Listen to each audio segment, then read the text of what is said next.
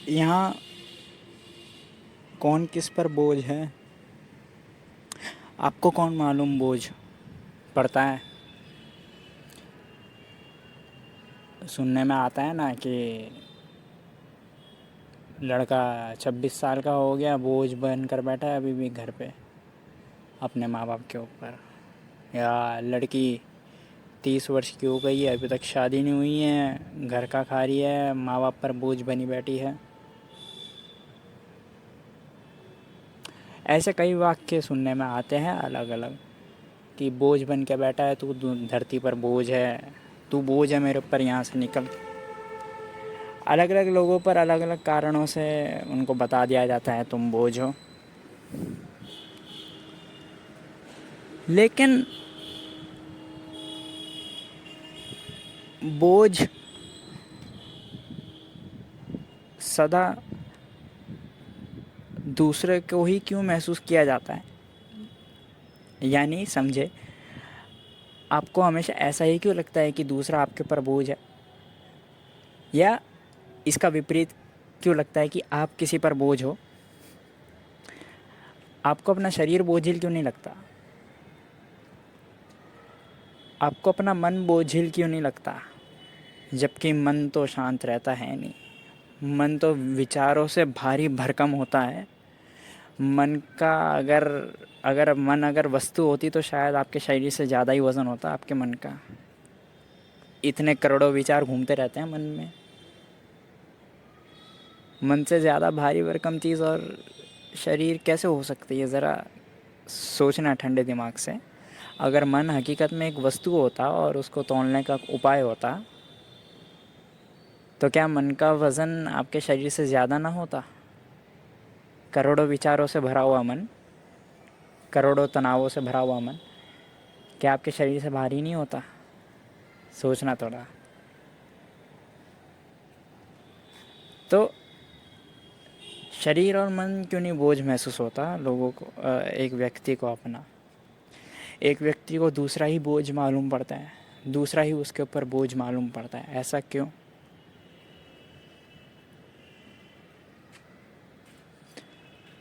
और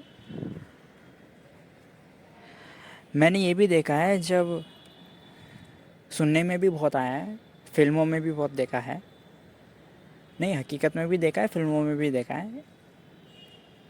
जो बच्चे होते हैं, चाहे वो बेटी हो या बेटा हो, जब उनके माँ बाप बड़े हो जाते हैं, बूढ़े हो जाते हैं, माँ बाप रिटायरमेंट के एज में हो जाते हैं, ना कमाने लायक रह जाते हैं, ना भागने दौड़ने चलने फिरने लायक हो जाते हैं, बस घर पे ही घूमते हैं, घर पे ही चलते हैं, छत पे वॉकिंग कर लेते हैं शाम के टाइम पे, सुबह नाश्ता कर लेते हैं और बस रात में थोड़ा कीर्तन वगैरह कर लेंगे, सो जाएंगे, वापस उठेंगे, यही होगा। फिर बच्चों को माँ बाप बोझ लगने लगते हैं, बूढ़े माँ बाप। ऐसा क्यों।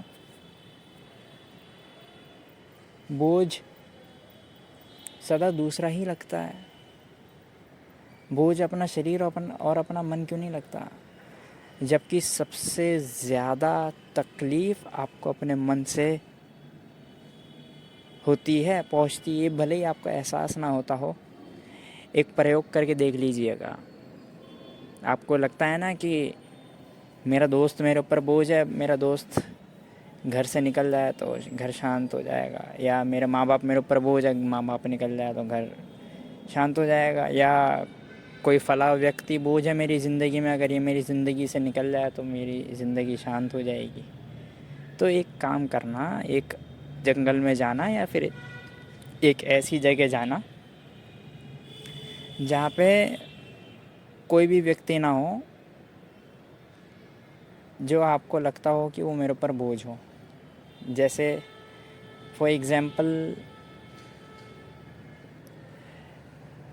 मुझे बचपन में लगता था कि मेरी बहन के कारण मुझे पिटाई होती है, मेरे माँ बाप मारते हैं, मेरी बहन झूठी शिकायत कर देती है माँ बाप से, माँ बाप मुझे डांटते हैं, पीटते हैं।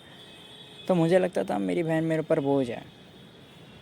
फिर मैं क्या करता था, मैं फिर गर्मियों की छुट्टियों में मेरी बहन अक्सर दादी के घर जाया करती थी और मुझे तो बहुत बोझ मालूम पड़ती थी मेरी बहन।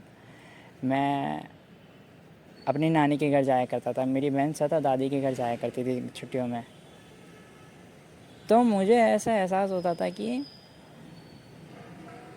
चलो बहन तो अभी चली गई, शिकायत वगैरह अब नहीं हो रही माँ बाप से बहन के द्वारा, लेकिन अशांति तो कायम है, शांति अभी भी आई नहीं। मेरा जो भ्रम था कि मेरे बहन के जाने से या मेरी ज़िंदगी के जाने से शांति आ जाएगी, नहीं।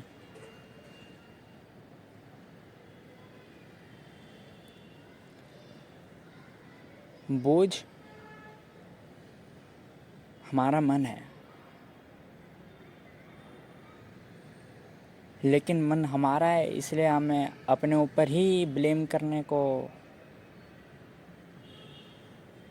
आदत नहीं है। हमें ब्लेम दूसरे पर करने की आदत है, हमें दूसरे पर उंगली करने की आदत है, हमें दूसरे पर इल्ज़ाम डालने की आदत है कि यही बोझ है, ये अगर निकल जाए तो सब सही हो जाए। लेकिन किसी को कहते हुए सुना है ये मेरा मन ही बोझ है, अगर मेरा मन ही मुझसे निकल जाए तो सब सही हो जाए? नहीं। जब बात अपने पर आती है तब कोई अपने पर इल्ज़ाम नहीं डालता, लेकिन हकीकत यही है।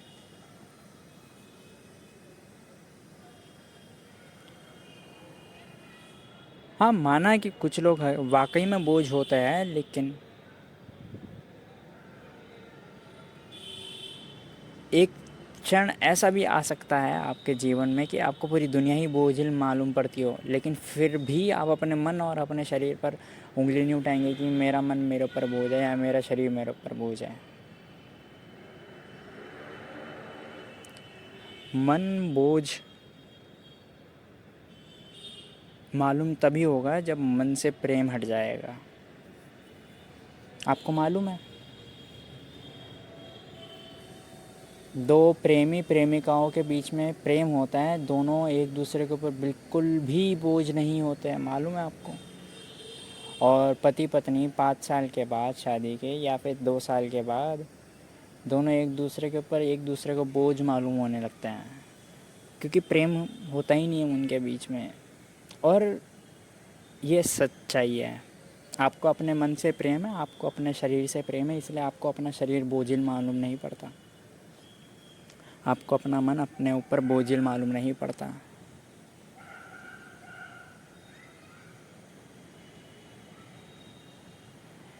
एक बोलते हैं ना कि एक तर्क दिया जाता है कि ये धरती पर बोझ है। बोझ इसलिए कहते हैं क्योंकि वो प्रोडक्टिव ही नहीं है, वो कुछ कमा के दे ही नहीं रहा, वो कुछ ना ही सरकार को टैक्स दे रहा है कमा कर, ना ही वो कमा कर घर वालों को दे रहा है।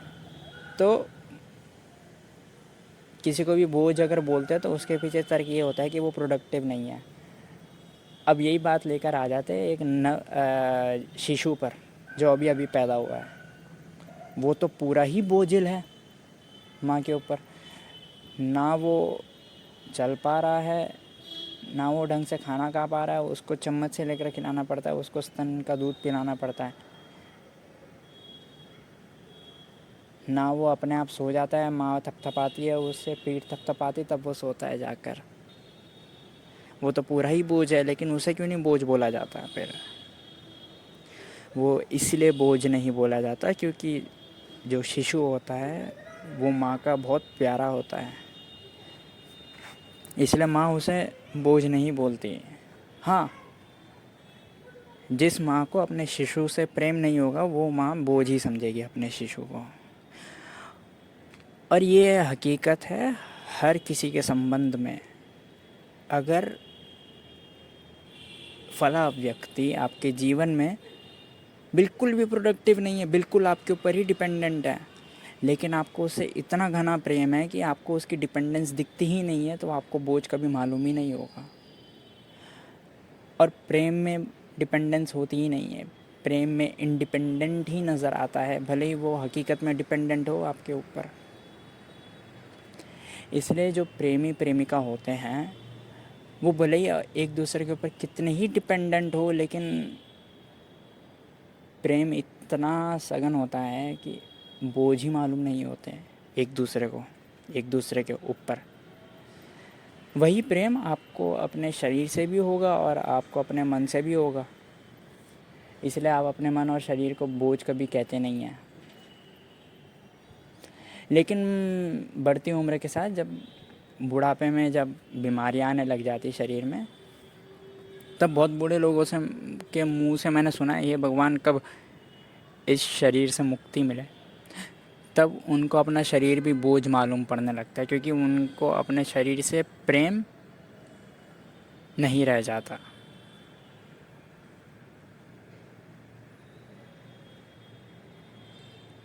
तो ध्यान रहे, बोझिल व्यक्ति वही मालूम पड़ता है जिससे आपको प्रेम नहीं है।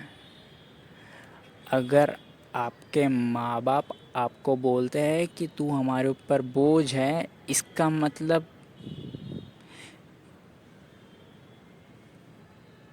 सिर्फ और सिर्फ यही है कि उनको आपसे प्यार नहीं है। हाँ, ये बात भी तथ्य है, फैक्ट है कि आप शायद ना कमाते हो, प्रोडक्टिव ना हो, लेकिन सत्य ट्रुथ ये है कि गहरे में जो सच्चाई है वो सच्चाई ये है, उनको आपसे प्यार नहीं है। फैक्ट ये है कि शायद आप प्रोडक्टिव ना हो, लेकिन ट्रुथ ये है कि they do not love you. और कोई भी व्यक्ति, आप भी जिसको भी बोलते हो कि तू मेरे ऊपर बोझ है, तो फैक्ट भले ही ये होगा कि उससे आपको कुछ नहीं मिल पा रहा, वो आपके ऊपर डिपेंडेंट है, वो उल्टा।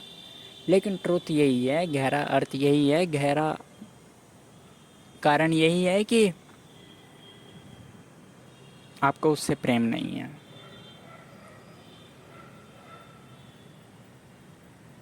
और वो व्यक्ति जो बोलता है कि ये संसार ही बोझ है, तो उसे संसार से प्रेम नहीं है। और मैं तो ये तक कहता हूँ कि आत्महत्या भी वही करते हैं जिन्हें अपना शरीर बोझिल मालूम पड़ने लगता है, जिन्हें मुक्ति चाहिए होती है अपने शरीर से।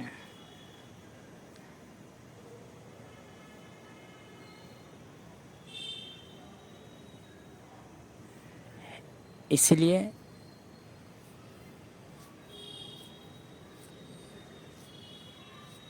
जो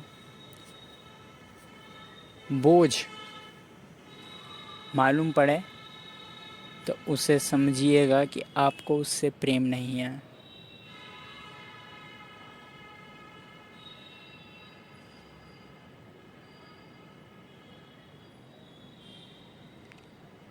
और जिससे आपको प्रेम हो, भले ही फैक्ट या तथ्य ये हो कि वो आपके ऊपर पूरा ही डिपेंडेंट है, फिर भी आपको वो बोझ मालूम ना पड़ेगा। सब्सक्राइब करें अगर ये चलचित्र मददगार साबित हुई हो तो, और शेयर करें यह वीडियो।